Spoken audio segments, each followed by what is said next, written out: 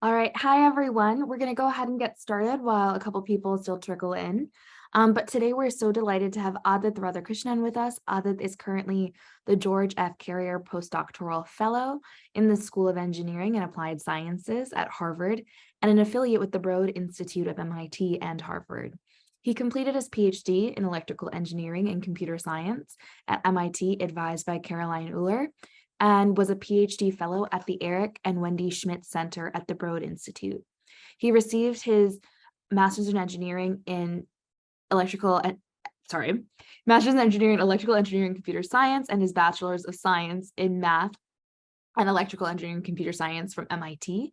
His research focuses on advancing theoretical foundations of machine learning and developing new methods for tackling biomedical problems. And without further ado, I'll let you take it away. Thank you so much, Pooja, for the kind introduction, and thank you all for having me here today to speak about my recent work. So as Pooja said, I think this work is a perfect showcase about how advancing foundations in machine learning theory can actually lead to the development of novel and effective algorithms in the biomedical space.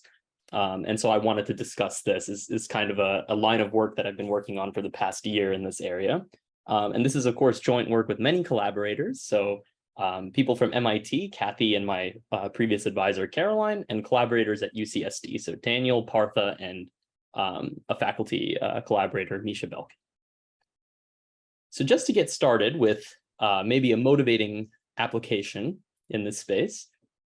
So in terms of adopting machine learning in the biomedical space, I think we're seeing increasingly over the past few years that there's many applications of machine learning in this space. And maybe one example of something that I've worked on personally in the past, you'll typically see a pipeline like this. Maybe you have some multiple modalities measured in patient data. In this case, something like electrocardiograms and cardiac MRI. And you want to see how much information you can extract from this data and maybe use it for some clinical diagnostics. So in this case, something we did is build a pipeline for multimodal data integration, using some kind of deep neural network approach, and we could use this to predict all kinds of phenotypes, and importantly, some things like incidence of disease or atrial fibrillation in this case. And I think there's many pipelines like this that consistently emerge. But overall, I think there's been one big question that's been outstanding in this area. And the question has been, what features are these models actually learning and using when they make these predictions? How can we systematically understand what is happening and just see and make sure that they're not using spurious features for any of these predictions and kind of make these systems a bit more reliable? And to this end, I think there's two major outcomes if we were to answer this sort of question. And the first outcome is, of course, we can make sure that models are not leveraging biases for prediction.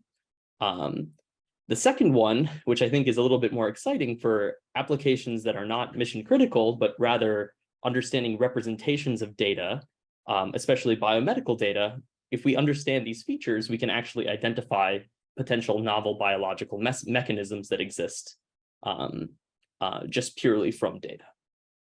And so to this end, what I'm going to do today is talk about a very exciting work where we've actually understood how neural networks extract features or patterns from data.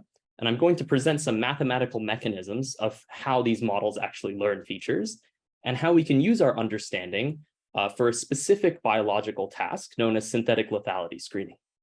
So that's where I'm going to go today. And by the way, I think Pooja, I spoke to her a little bit earlier, but feel free to interrupt me at any time with questions in the chat, or if you have a video question, I'm happy to take it. So what I want to talk about first is sort of advancing this theoretical foundation of machine learning, where we're trying to understand what features are actually learned by neural networks. And there's been a lot of work in this space. I think it is one of the big problems in machine learning today.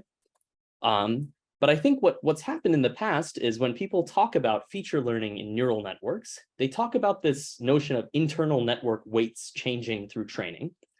And in particular, if I was to draw a diagram to showcase what's happening, let's say I take some standard computer vision problem where I have pictures of celebrity faces and I want to predict whether or not somebody's wearing glasses. If I'm using some kind of deep neural network for this task, this line of work is saying that these weights are just changing through training. And these are my feature extractors. But the question that I always have when I hear this explanation is that no matter what model I train, these weights are actually always going to change through training. So what is the benefit of having a model that learns in this systematic way? And there's one simple example which really clarifies that there is a huge benefit to doing this. And I'm going to start with this very simple preliminary example. And so the example I'm going to start with is just training a 2-layer fully connected neural network for this specific task. And I'm going to do an experiment where I actually train 2 models. One where I do not update the first layer weights, W1, and one where I train all the layers of this model. And what you'll see is that if you run this on this problem of classifying glasses, you'll see that the model that doesn't update the first layer weights actually does 10% worse in detecting whether somebody has glasses on test data. And what's interesting is that both models actually perfectly fit the training data. So there's somehow this massive benefit from me actually just training a model, training the first layer of my neural network. And so the question is, why is this happening? This is like very odd. I mean, I feel like training the last 2 layers should be somehow pretty good compared to training all 3 layers, but this first layer seems pretty crucial. And so we can really deep dive and understand what is happening in this first layer. And there's a very simple visualization we can do to just see what is happening. And so what we're going to do is we're going to look at this 2 hidden layer network, so 3 layers. And we see that W1 is just a matrix that's being applied to my data X that's picking up certain features. And if I want to understand what this thing is doing mathematically, it's taking all my pixels and scaling them in some way and rotating them. It's kind of like a filter on my data X. And so if I want to understand what that filter is doing, we can understand how this matrix W1 transpose W1 looks. And this is what I'm going to refer to in my talk as a neural feature matrix. And so what I'm going to do now is actually plot some values from this matrix. In particular, I'm going to take the diagonal of that matrix and reshape it into an image and plot it for this problem. So if I return to those 2 curves, the curve in red, W1 was never updated through training. And so if I show what that picture looks like, it starts off as some kind of random noise. And I just update through training. This thing is never updated, so it always stays as random noise. But now, if I take the curve in green and I do this visualization, this is where the first layer can change. And remember, this is a problem of classifying whether an image has glasses or not. What you'll see is something very interesting. You'll literally see that through training, the model is able to learn a prototypical diagram, like some kind of filter of what it thinks glasses looks like. And so what it's doing here is it's taking every image, throwing away all the pixels that are not relevant for predicting glasses, and just using this little template and predicting from these pixels. And so this is extremely interesting that this makes such a big difference, but it kind of makes sense intuitively because there's a whole bunch of background pixels that are just irrelevant for this problem, and you want to discard those. So the big question now is, how is this happening? How is the neural network automatically learning to do this? I didn't tell it to do this in some way. Yeah. Are there any questions about this experiment or what's happening? Okay. I have a question. So of course. It seems like there's only 2 layers. So what if you do 10 layers and you basically keep the first layers steady? Yeah, so that's a great question. It actually does not matter for this example. And I have some Jupyter notebooks that I'll link to at the end. If you don't train the first layer, it is extremely difficult to perform as the model where you do train the first layer, regardless of how much depth you have. Because the first layer, if it's random, it's kind of extracting these random directions from data. And that might mix a lot of pixels together. And so filtering those may not be as useful. Yeah. So you might say first layer occupies the most importance for this specific case. Okay. Yeah, and we'll see some examples of what deeper layers do later on in the presentation. Okay. Yeah. Thank you. Okay, so what I'm going to do is try to answer this question. And it turns out if we want to understand I'm not going to go into any of the derivations here, but I wanted to give an intuitive picture of what the model is actually doing to do this process. So taking a step back and maybe thinking about a neural network as a general predictor F. So given any machine learning model, if I don't tell you anything about how it's working, and I just give you access to the predictor, so you can give it an input and it gives you an output, how would we identify what features are important? So if I have a picture that looks like this, the only thing that I could really think of is I would just go through inline and change each feature a little bit and see how much the output changes. And so those features that lead to a huge change in output when I change them a small amount, I would say those are the important features as learned by my model. And so when I'm looking at these changes in output over changes in input, this is exactly a derivative. And so it turns out there was a mathematical operator that exactly characterizes this, and this is known as average gradient outer product.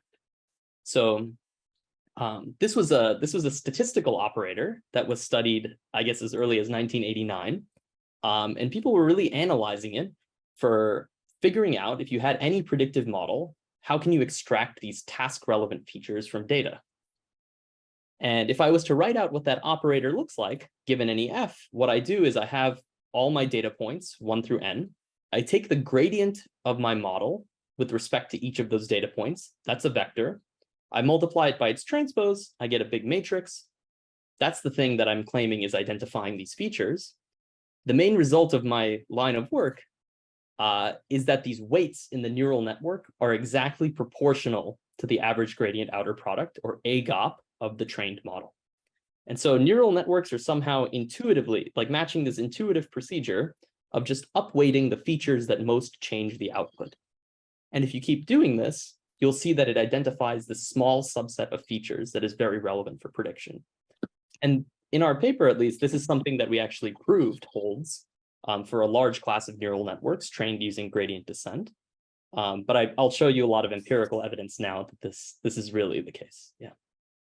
Were there some questions about this? Okay.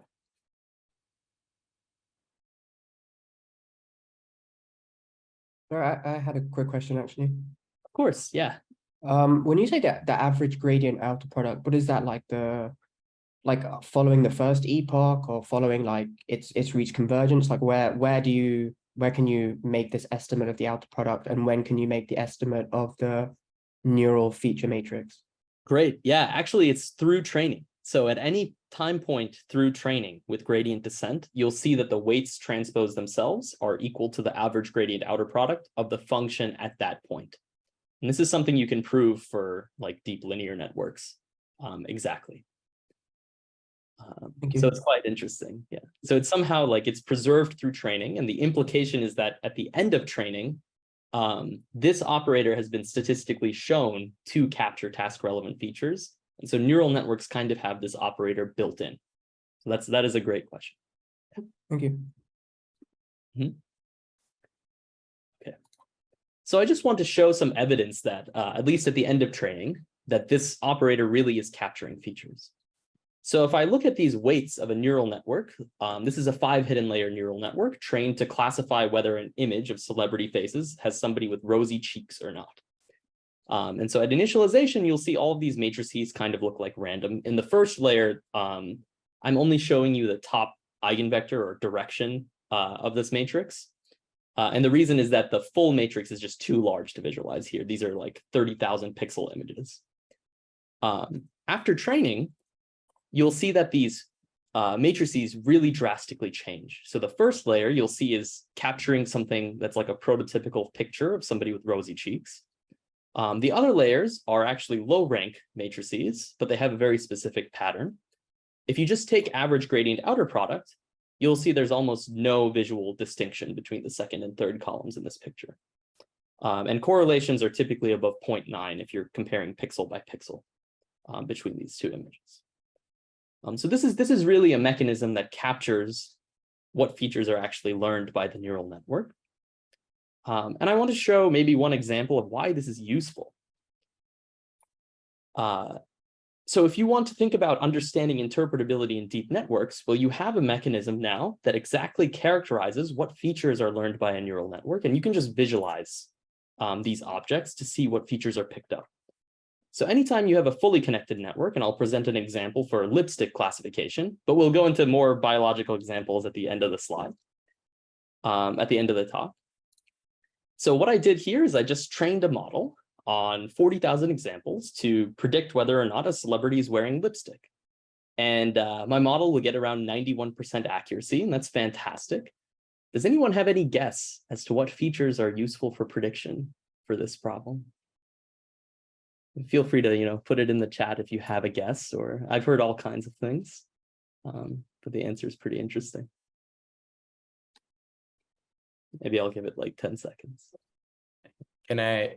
I have a feeling that there's unfortunately, because makeup is kind of like gendered in current society, I feel like it might be learning like this latent feature that's gender. So it might be learning to identify men from women, and that might be what it's learning. Yeah, so we can just directly visualize. That is a great guess. Actually, that is what it's doing, but it's doing it in a very specific way. It turns out the feature that's most important for prediction here is a little bit on the lips, but mostly the eyes. The eyes are actually the most important feature for this problem. And there's a very easy way to test this hypothesis. What you can do is you can take the lips of one individual from the whole data set, crop them out and place them on all images. You'll see that accuracy does not change at all. It's like 3% difference. If you instead take the mask of eyes and do the same experiment, you'll see about a 30% hit in accuracy. And so now through these visualizations, at least, you can just directly see. Oh yeah, thank you for all the suggestions. Oh, somebody figured it out. Yeah. Yeah.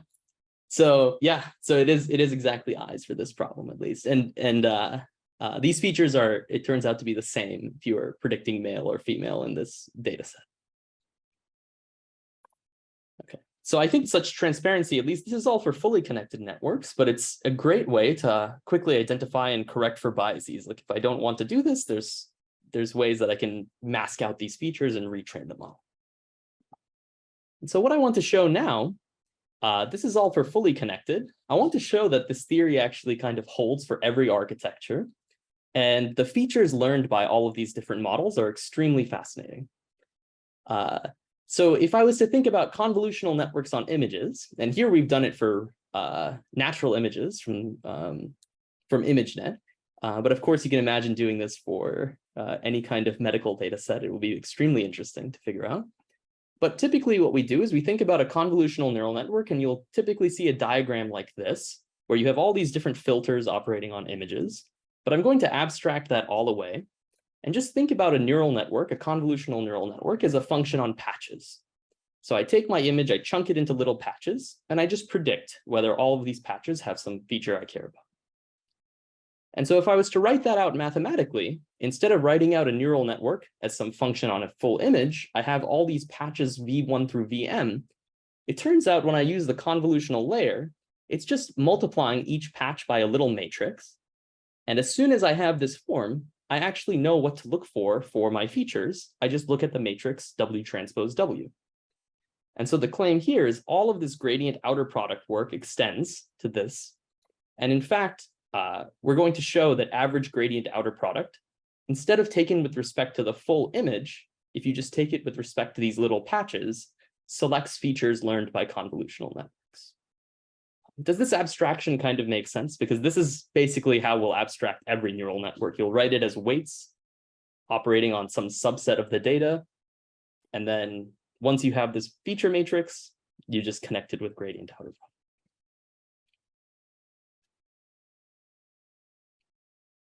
Okay. So what I want to do now is show two things. So I have to validate this claim somehow. And before I was showing you examples of neural networks that I trained myself. I'm now going to show you examples where this theory holds in state-of-the-art convolutional networks. And in particular, you can basically take every single convolutional network from PyTorch.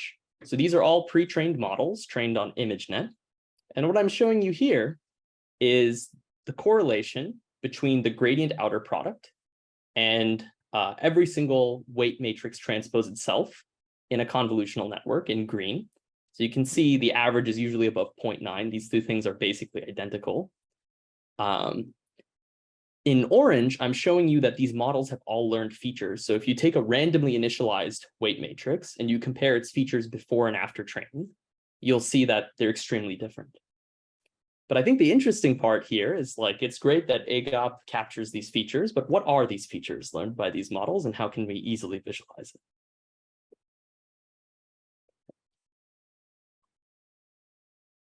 So the abstraction that I have for convolutional networks is that you take these images and chunk them into little patches.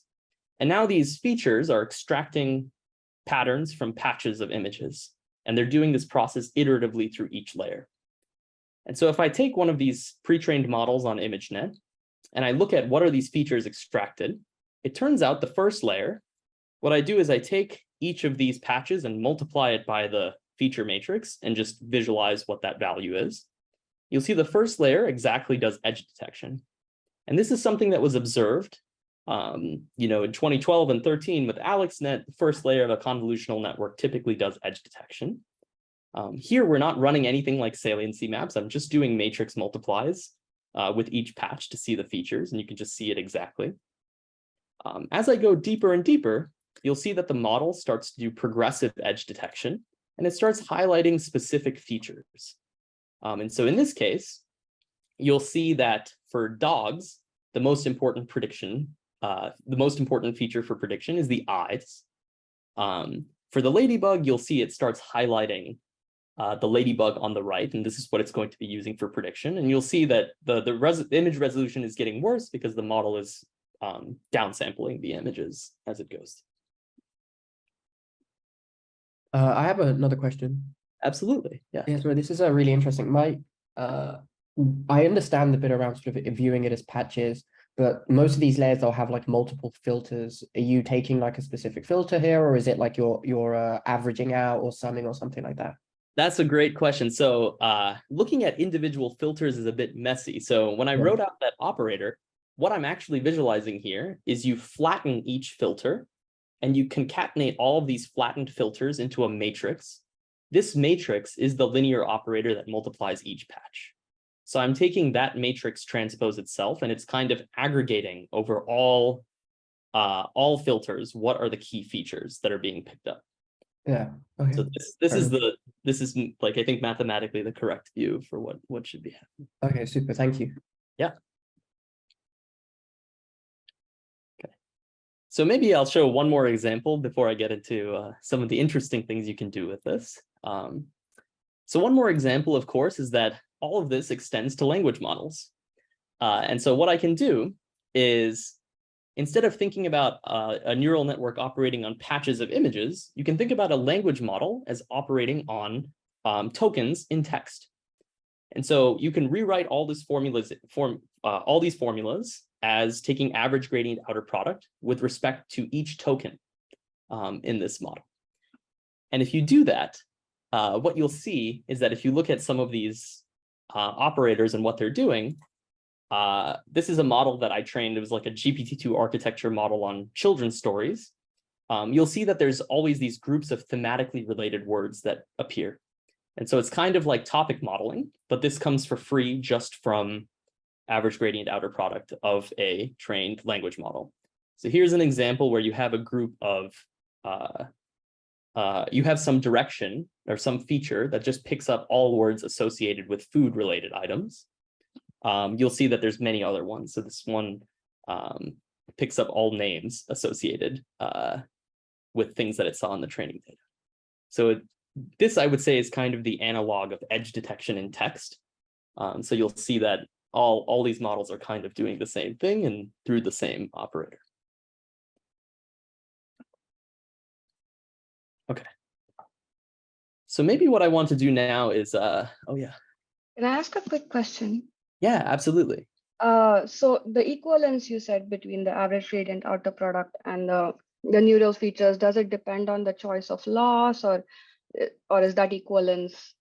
Yeah, so that's the best case. That's the best part about all this is whatever loss function you pick that is prominently used today, so if you do like cross entropy or mean squared error, or even some of these contrastive losses, all of this theory still holds. And this is something you can prove in like linear networks. We're working on proving all this in the nonlinear case, but it's kind of loss agnostic. It's almost agnostic to nonlinearity. Kind of every choice that people make in practice tends to improve the correlation between these two things and improve feature learning. But that's a fantastic area of research. So, Thank you. Yeah, so I think there's a question in chat about how to view this in terms of differential geometry. And the question is, would it be fair to think of a decision boundary as an optimized geodesic on a Riemannian manifold? I think that is probably okay. I haven't thought too closely about that connection in terms of the decision boundary on a manifold. But it is definitely, the way I think about it is that it is learning some low dimensional manifold structure and data and using this subspace for prediction. So I guess in that sense, it is probably that, but I haven't thought about this too much from the geometric perspective. So. Okay. So the next part, what I want to do is demonstrate kind of the power of this finding, which is more so than just limiting to neural networks. The key observation is that average gradient outer product, at least the way we formulated it, it just can be computed for any differentiable function. So anytime you have any predictor, you can use this operator to extract task relevant features. And so there's been all these classical machine learning models, things like kernel machines, random forests that have some sort of feature importance. But now you can really use this to identify all these directions in data that are relevant for prediction. And so this is exactly what we're going to do. We're going to train any predictor and then use gradient outer product to select the task relevant features. And so this is an algorithm that we've called the recursive feature machine, but just at a high level, this is how it proceeds. You're given some training data, and here's an example on the right. This is with a kernel machine known as a Laplace kernel. What we're going to do is just train a machine learning model on this data. I build this predictor F. This gives me some reasonable accuracy. The next part is I'm going to compute average gradient outer product of F. And for this task where I'm predicting glasses, this is all with a kernel machine. You'll identify the sparse subset of features that are relevant. And we just reintegrate this back. We just transform all our data with this average gradient outer product matrix as a filter. And we just repeat all this analysis and you'll see an immediate boost in performance for most tasks. And so I've mentioned this a couple of times, but a key model that we're going to consider is something known as a kernel machine. And I just wanted to make sure we're all on the same page and have one slide outlining what that is and why it's so interesting at this point. And so intuitively, what is a kernel machine and why am I so interested in using it here? Well, it turns out, so a kernel machine, you can think about it in this way. If I have some sort of classification problem where let's say I have this data which lies along two concentric circles and I want to classify these two groups of points on these two circles. There's no way for me to build a simple linear model to predict this. But on the other hand, what I can do is just intuitively add an extra feature or engineer these extra features to make my problem easier. So here, if I add this extra feature, which is like the radii of these circles, I can just draw a plane that separates the two. And so the idea with a kernel machine is that you transform your data with a fixed transformation in advance, and then you perform linear regression, and that's a super computationally efficient method. The reason this is so interesting now, so this was like the hot topic as of 2010 in machine learning. There was like all these papers on this. The reason it's kind of returning now is that there was a recent work that showed the widest possible neural networks, infinitely wide neural networks in some settings are actually equal to kernel machines. And this has been a really fascinating finding given that bigger and bigger neural networks are working better and better. But of course, the one downside to kernel machines is that you always have to kind of fix this feature map in advance, and it's not adaptive to a given problem. So to make these models adaptive, all we do is we just use this average gradient outer product. So we can train these infinitely wide neural networks, or these big models, utilize average gradient outer product, and just see what these models learn actually for the first time. And I just wanted to present some quick, fun examples of what this looks like. It turns out if you just compare these features for those celebrity tasks that I showed earlier, if I'm predicting whether or not a celebrity face contains glasses, you'll see that both the kernel and the neural network learn extremely similar features. And in fact, if I look at these directions that are relevant, you'll see that they both are, again, extremely correlated. You'll also see that if I do a fun example that I did about a year ago was smiling, you'll see that the features relevant for predicting smiling are these like terrifying clown faces. But of course, you'll get this direction that is a prototypical smiling face. But what is the upshot of all this? I think the upshot is that anytime you have these predictive models, this is telling you something about what is relevant in data for prediction. So all these models seem to capture similar features for prediction. And once you have these features, you can build kind of any model that works well. And of course, all these ideas extend to images. If I'm building a convolutional kernel, so a kernel on patches, we can just analyze what these features are. So just as a simple prototypical example, if I'm classifying between stars and noise, or noise, if I build a convolutional kernel just on patches of this image, you'll see that gradient outer product identifies these top features. And all of these features are basically related to the color yellow. And so if I reintegrate these features, you'll see the model will start looking for the color yellow, and I'll show you this in the next slide. But this can lead to a substantial boost in performance. So while convolutional networks get around 99% due to having this feature learning built in, convolutional kernels, they are quite a bit worse because they rely on fixed features. They're about 80%. As soon as you reintegrate this feature, which is the kernel, which is the color yellow, you boost your performance drastically. And if you want to see, oh yeah, go ahead. Yeah. I have sorry to interrupt, please go ahead. No, please, yeah. Yeah, sorry. So I find this really interesting. I guess one question I have is, you're essentially applying, if I understand correctly, to the kernel method, you're applying a transformation that's derived from the neural network.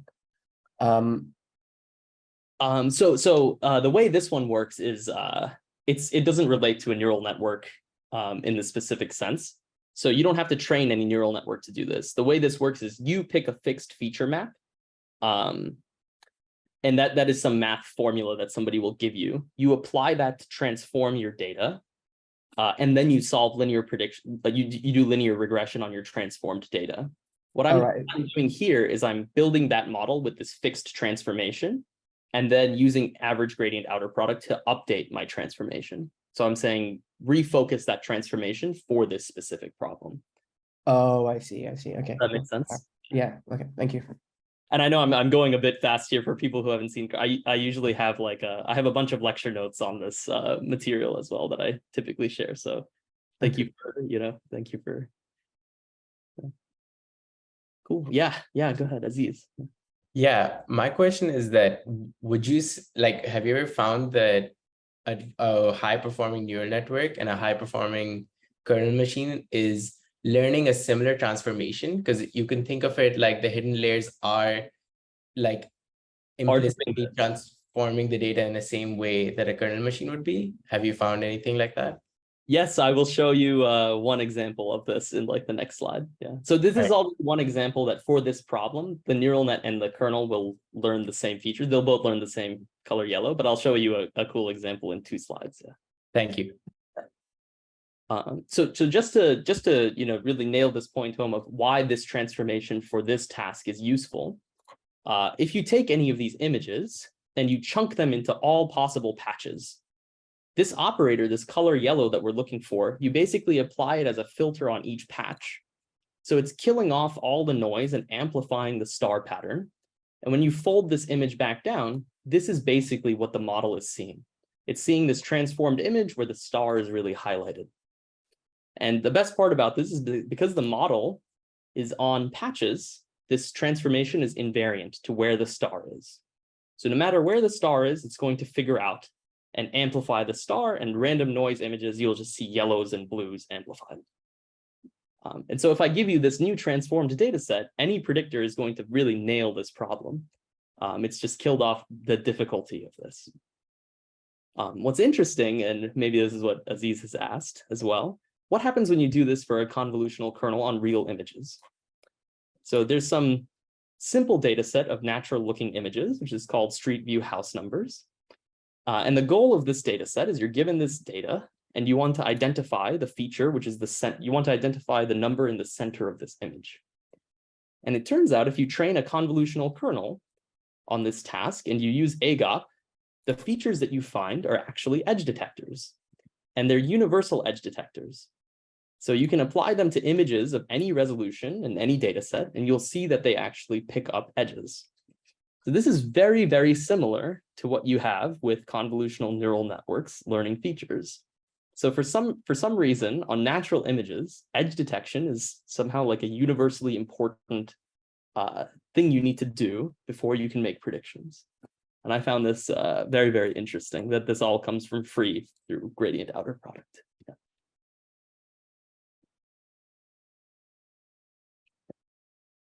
So for the next part of the talk, what I'm going to be doing is actually showing how all of these tools are extremely relevant for a biomedical application. And so before I go into that, I just wanted to pause and ask if there's any questions.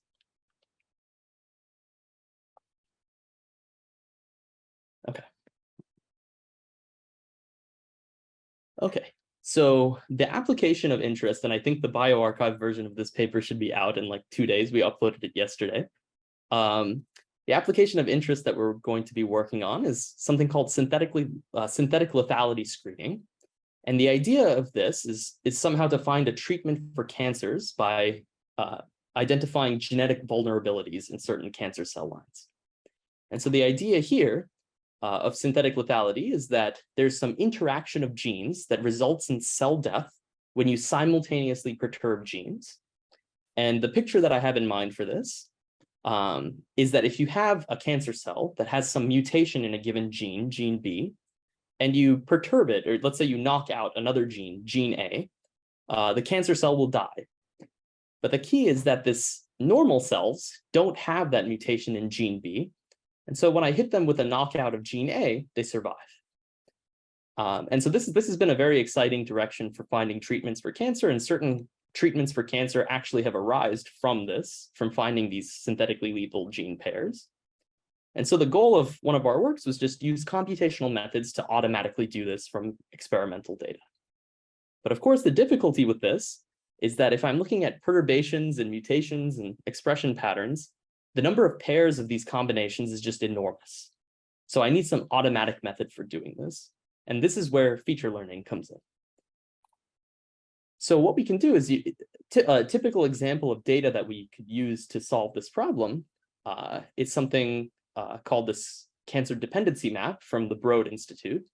And the idea here is that they give you a big data set where for every cancer cell line in this data set, they've performed some CRISPR gene knockout, around 17,000 different knockouts, and they give you a real number, just telling you whether a cell has died or not. And this is given by, this is called like a cellular viability score. And so if I see really negative values here, this is indicative of cell death. If I don't see negative values, the cell has not died. And my goal is to kill off the cancer cell line in a selective way. I don't want to find knockouts that kill off all cell lines, because that's potentially not good.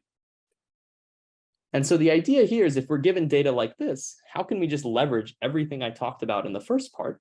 We can formulate this as a feature learning problem. So what I can do is I can take every cell line and embed it using some mutation and expression features.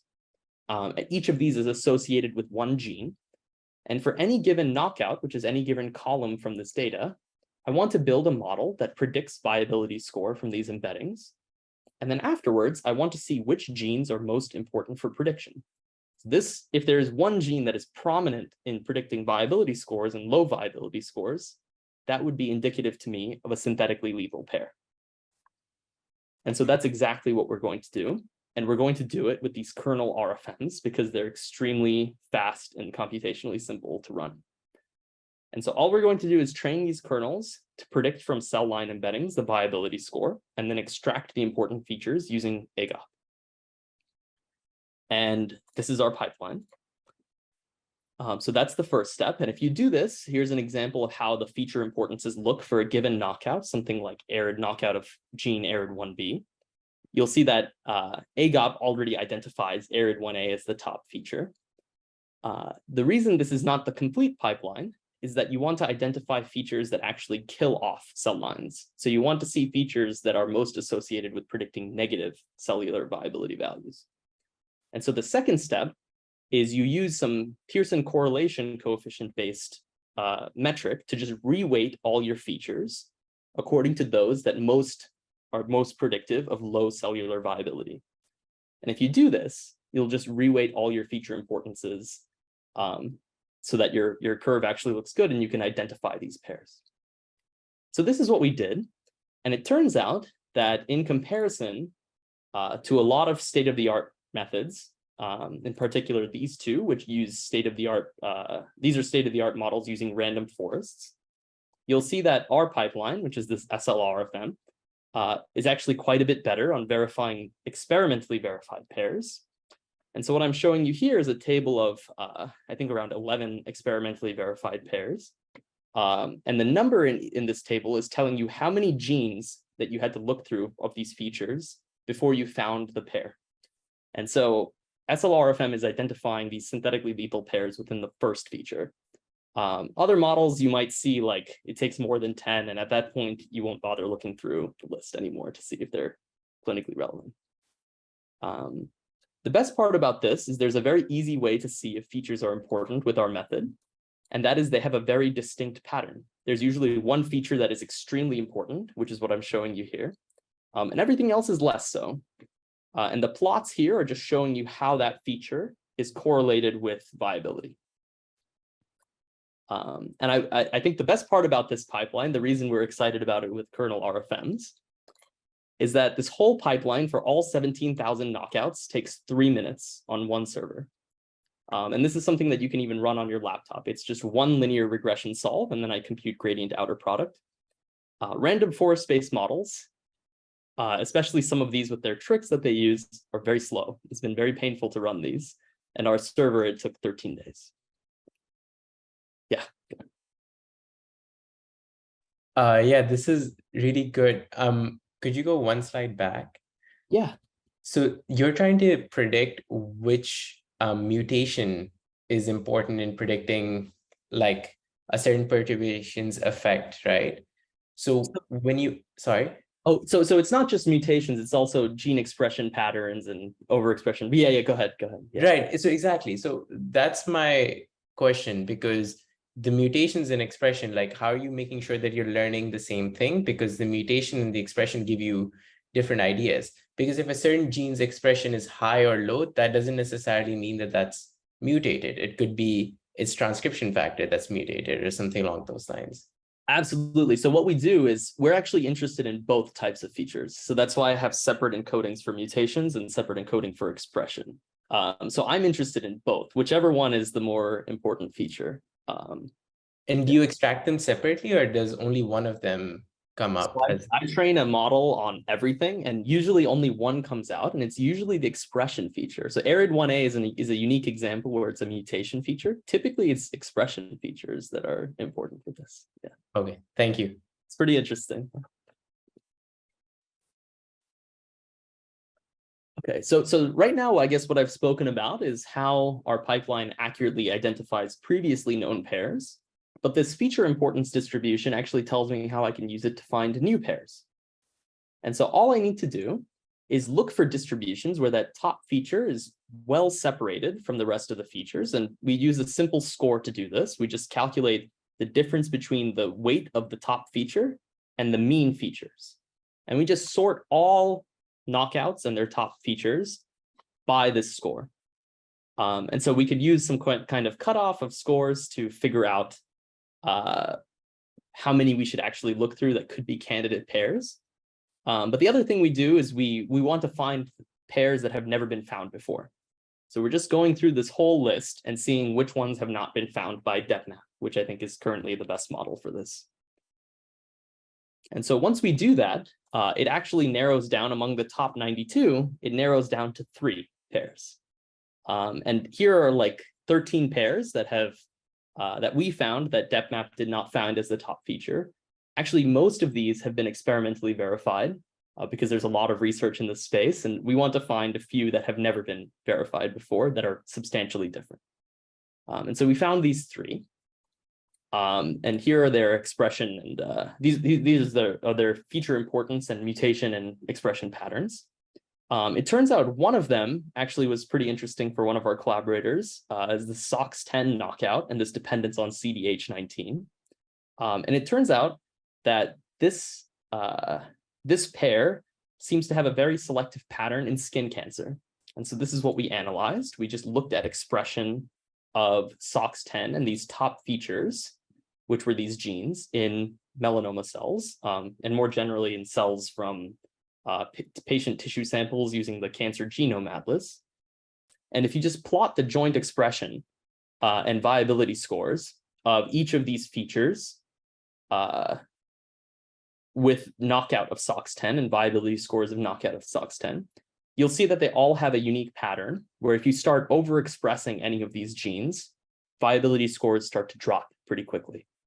And so this is good news that if a patient has this sample, this gene overexpressed, or these genes overexpressed, giving them a SOX10 knockout is probably a good way to kill off these cancers. And so what I'm showing you here in dark blue is actually the skin cancer samples from this data set. And here we mostly see that overexpression is occurring in these skin cancer samples. And of course, if we look at actually all patient data, we'll see that SOX10 is never underexpressed while CDH19 and these other genes are overexpressed, which is great because if that was to happen, then that cell should die, is what we're saying with synthetic lethality.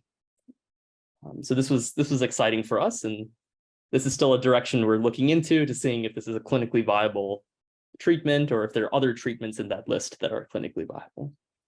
Are there any questions about this part?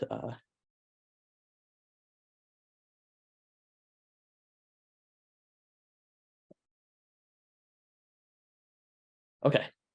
So with that, I kind of wanted to conclude and leave time for questions.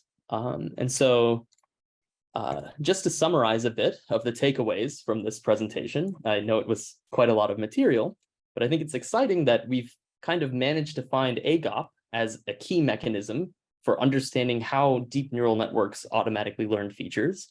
And this is extremely useful from an interpretability perspective, where we can just directly visualize and see what features are being learned. But moreover, we can actually use AGOP to incorporate this task-relevant feature learning into basically any machine learning model. So anything that you think is useful for your particular domain, you could use this operator and see what features are being learned. And we use this, and we showed this in a particular biomedical application where we can build this algorithm, which is just efficient and effective for identifying synthetically lethal gene pairs. And overall, I think my vision for where this is going is I think we can basically build this like next generation of models with improved performance and transparency by using this operator. And I think that is very exciting, and there's at least some promising evidence that we can do this. And with that, I wanted to conclude with a link to one of our papers that understands this feature learning mechanism. Our other paper on synthetically lethal screening should be up in the next day or two whenever bioRxiv decides to upload this. I also usually teach this material as part of a course, and I have a bunch of Jupyter notebooks for trying out all of these different tools, including the visualizations with convolutional networks and things like that. Our algorithm for RFM, we've packaged into a very nice, like 3 lines of code, kind of following the scikit-learn implementation, where you just have a model, you fit it to your data, X and Y, and then you just get the features out in this M matrix. So for those of you who are interested, I highly recommend checking that out. But with that, thank you again for your attention, and I'm happy to take any questions. Yeah, Michael. Yeah, great talk. Super interesting. I just had a quick question about the AGOP method. You know, it sounds extremely powerful. I'm wondering if you've just found any instances where it doesn't perform as well, or any more broad limitations? Yeah, so I think I think in terms of using it with kernels, there are still limitations in some of these other models, which may not necessarily scale to data. So things like convolutional kernels, it's just very difficult to train them from a computational perspective. But I think in terms of AGOP itself as a mechanism for understanding what any machine learning model is doing, I don't think it says as much of a limitation about this operator. It's more a limitation about what patterns exist in data. So there may be cases where you really identify spurious patterns using this. In that case, typically you'll need to have a substantial correction to your data set to make sure your model doesn't learn this. And at least one example that I've worked on in the past is like this ISIC melanoma detection, where there's usually some features that are indicative of melanoma because the patient is wearing a bandage in the picture, and the model will just focus on that and skew towards using bandages for prediction. And so there, like, I think it's just more, this is shedding light into what do you need to do to correct your data so your models pick up the right features. I think that's kind of the key. Thank you. Yeah. Yeah, any other questions about any? I'm happy to talk about. Yeah, David. Yeah, I had a quick question. Great presentation. I was wondering, how would you retrain a network that has spurious features? Yeah, so this has been an extremely tricky part. And I think the issue is AGOP, what it likes to do in all of these models, and I think I had some examples before, it will try to learn the smallest subset of features that are useful for prediction, even if they're spurious. And so it has effectively thrown away all of these other features that are present in data and focused on the one that is most predictive. So unfortunately, I think the only thing I can think of now is you either obscure that feature and retrain your whole model, or you somehow reinitialize this layer and penalize it for picking up that specific feature. Because somehow it's thrown away the other relevant features. It's only using the sparsest amount of information for prediction. So I think that is the big challenge, is how we can alleviate that. Thank you. Mm-hmm. Yeah.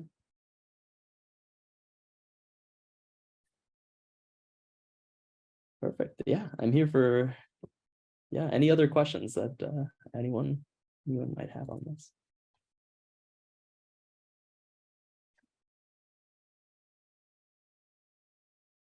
Right. If not, maybe we can wrap up a few minutes early. Adit, if you wouldn't mind, if it's okay with you if I share your email with folks who might be interested, given the number of questions that came up, that if people have questions after, or especially when it sounds like the paper is coming out on bioRxiv in the next couple of days. So once people have a chance to check it out, if that's all right with you, I'd love to share your email with folks, and maybe they can reach out to you individually as well. Absolutely. Yeah, I would be happy to do that. Yeah. Awesome. All right. Adit, before you go, Yeah. George here. Hi.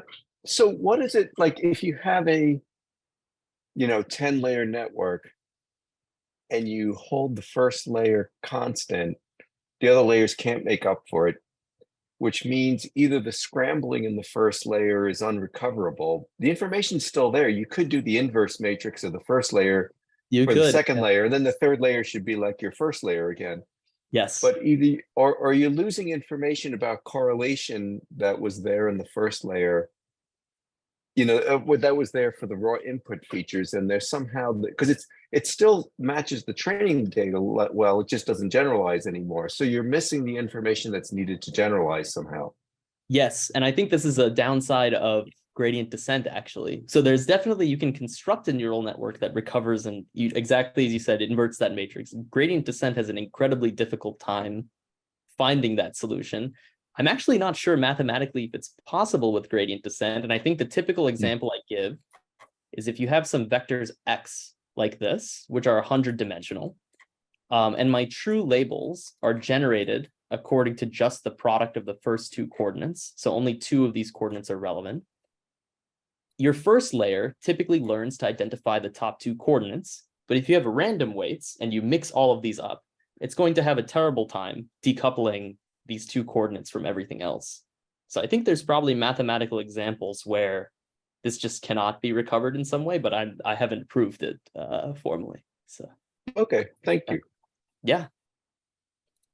So just a clarifying question, why do you think it's just a matter of gradient descent and not the architectures that we are using, or the way we use these nonlinear activations? Oh yeah. So I think you can definitely account for it in some way. If you were to insert, like, in your architecture some architectural bias that disentangles everything in the second layer onwards, it's doable. But I think with the standard architecture, I think gradient descent has a hard time. Okay. No, that's a great point. Yeah. That's definitely doable. But again, I think it's very hard to manually construct those things. Yeah. Yeah. All right. Any last questions? Sorry, we can keep going till 2. I'm sure. Okay. Oh, I think Aziz, did you have a question? I think you. Yeah, kind of. So thanks for noticing.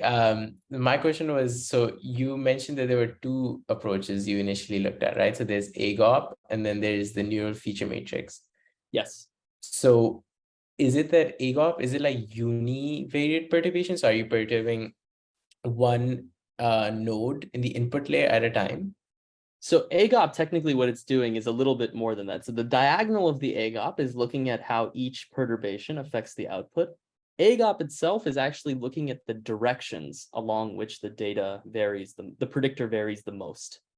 So it's doing a little bit more, but I think the intuition is coming from that picture where it is basically doing this perturbation. But here, we don't actually have to do the perturbation. I will just compute derivative of the model using AutoGrad. Okay, yeah. Yeah, because I know if you like just perturb one input node at a time, there can be problems with like saturation, and sometimes you don't get like the accurate feature importance. So I just wanted to know how it compares to those methods. Yeah, so actually I think Random Forest does something like that, one node at a time, and this is quite a bit better because usually it's a direction you want to find, not just individual features. Yeah, exactly. Thank you. Yeah, great. Okay. Thanks so much for all the questions. Yeah. Thank you so much. All right, let's have a round of applause for Adit. Thank you again for for answering all these questions and a great presentation. Yeah, thank you. And we'll definitely, please share the paper with us when it officially comes out, but we will, I'll circulate it among the students as well when it comes out of bioarchive. Absolutely. Thank you so much. I really appreciate it. Yeah.